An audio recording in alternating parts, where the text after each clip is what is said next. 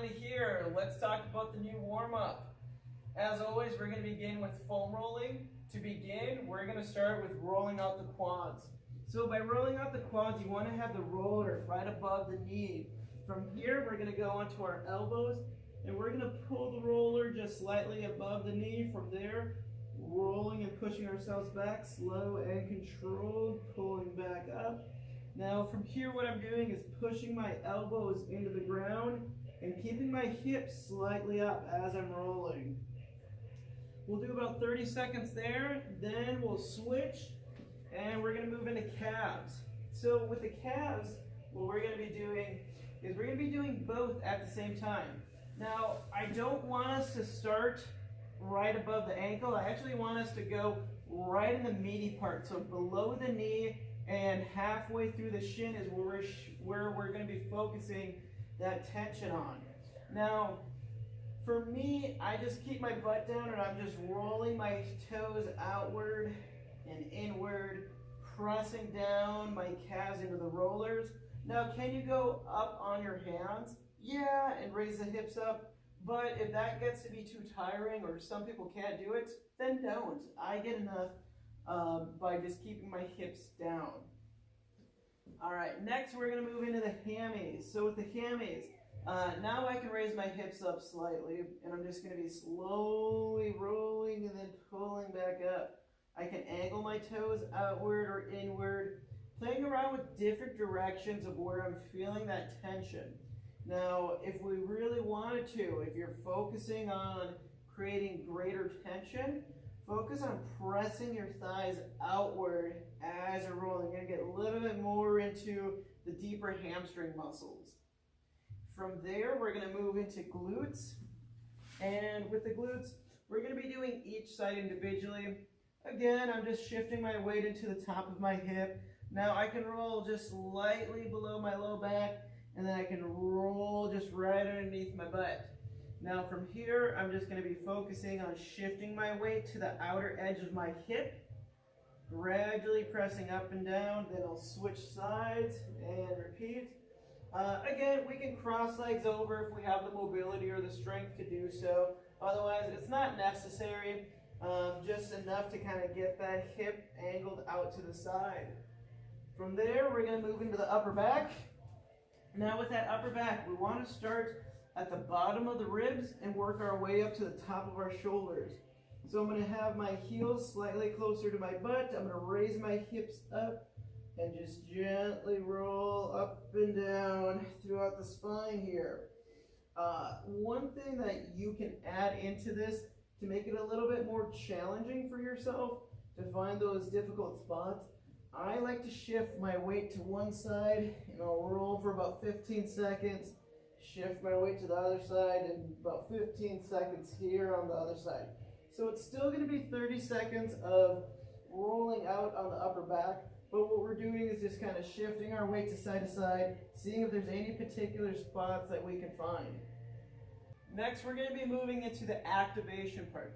Now the activation part, we want to think of it as getting our entire core, our midsection here, to fire up and join us. That way we can have our core ready to keep us stable and controlled throughout the workout.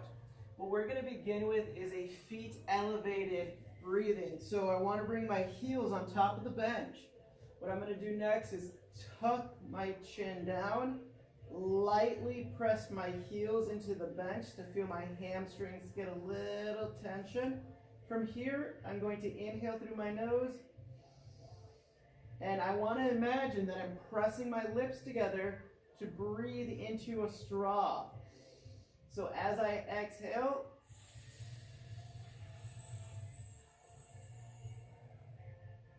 I press everything out through my lips as if I'm breathing through a straw. Then I'm going to inhale through my nose, feel everything widen out, and then press through that straw.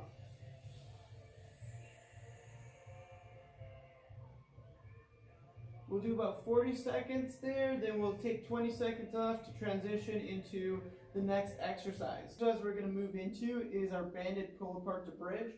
So with the banded pull apart to bridge, have about a hand, if not 2 hand distance from the heel to the butt. The closer that this is, you're not really going to get much of a benefit. So if there's a little bit of space between your heel to your butt, you're going to get more of your hamstring involved. So next I'm going to grab my band. I like to go about hip width apart, so just having my hands outside of my thighs. I'm going to tear the band in half as far as I can. Now, if you reach the ground, is that going to give you more of a benefit? Not necessarily. So you just want to have the arms pulled as far out as you can, keeping the elbows straight. From there, you're going to bridge and bring back together. So I start from the top, I rip my band in half, I bridge up, and I bring everything back together as I lower my hips down. So I rip that band, I raise my hips, and I bring them down, feeling my feet press into the ground as the back of my legs get tight as I'm raising up. After that, we're going to move into single arm rocking. So with the single arm rocking, what you want to do is you want to have your palm underneath your shoulder, your eyes and head are up, you're up on your toes, sitting into them, rocking forward, feeling your core fire as you're rocking forward.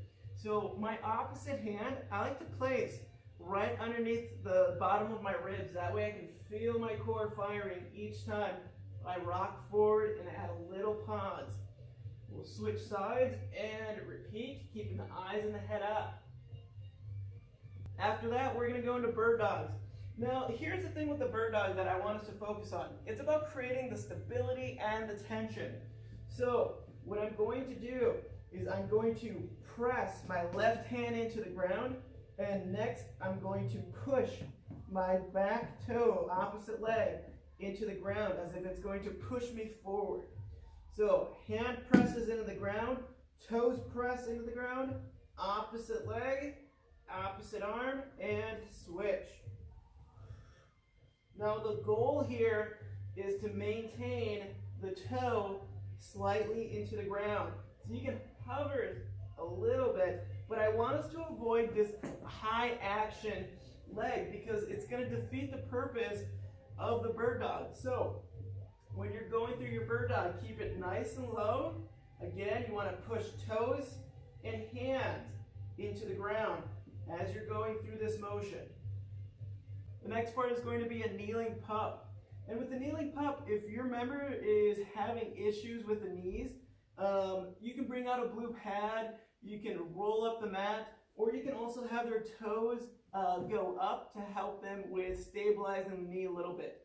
So that kneeling pup, what you want to do is you want to have the knees walk out back. You're going to slightly arch the low back, but from there, round into a cat-cow, pressing the hands into the ground. Pull the head back, inhale through the nose, breathe out through the mouth.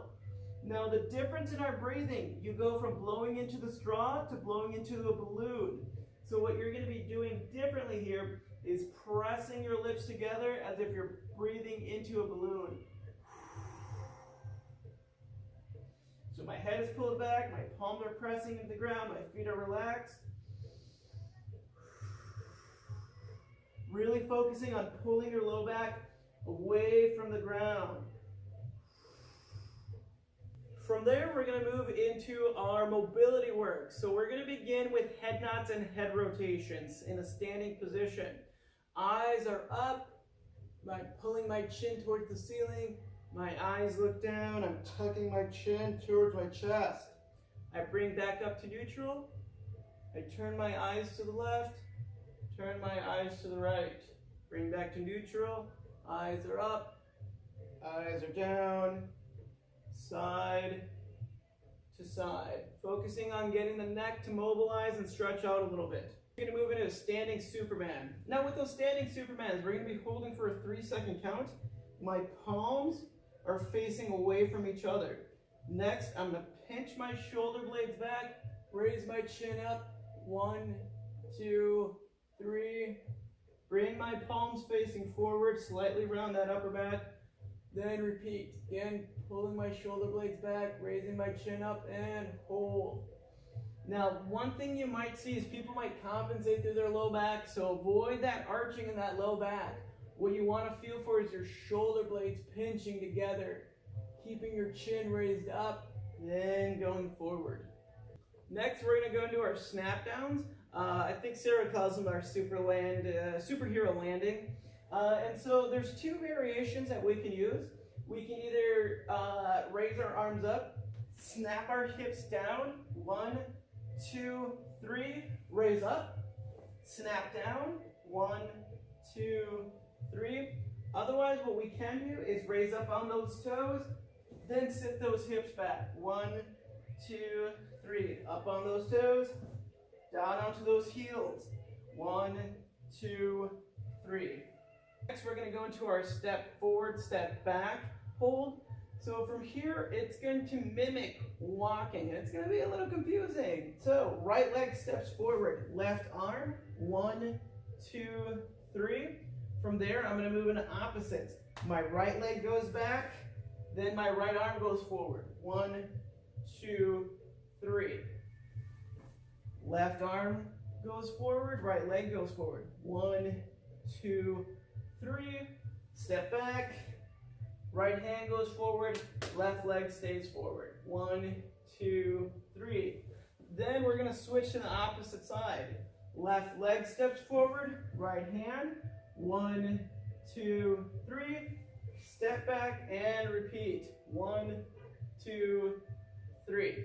You want to imagine that the back foot is up on the ball of your foot. See that? I lost my balance. But that way you're digging your toes into the ground. Glute gets fired, hamstring gets tight as you're doing that motion. Lastly, we have lateral marching. We're going to be tall and tight, opposite arm, opposite leg, going side to side. Go out as far as you can in your pod, then repeat back to the other side. So all we're doing is lateral shuffling, going from side to side. That's your new warm-up. I hope you enjoy it. We'll see the progress we'll make in the next couple months here.